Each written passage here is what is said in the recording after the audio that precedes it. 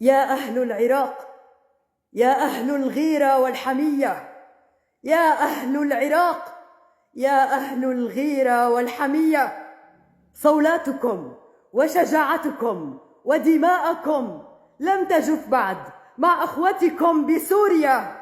يا أهل العراق، أنتم رأس الحرب في أمة العرب، أنتم رأس الحرب بأمة العرب، أنتم رأس الحرب في أمة العرب.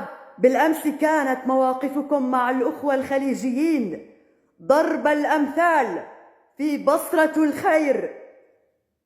ندائي إلى السيد مقتدى الصدر: لا تنسى سوريا، لا تنسى سوريا، لا تنسوا سوريا. الألم يحيط بشعبنا من كل جانب، من كل جانب يا أخوة العراق. وأبطال الحشد البواسل: لا تنسوا سوريا، وأبطال الحشد البواسل: لا تنسوا سوريا.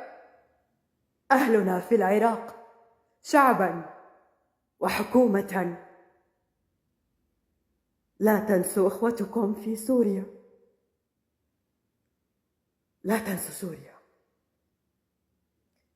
وأملنا بكم، وأملنا بكم من بعد الله عز وجل. أطفالنا تحت الركام، وخواتكم بلا مأوى.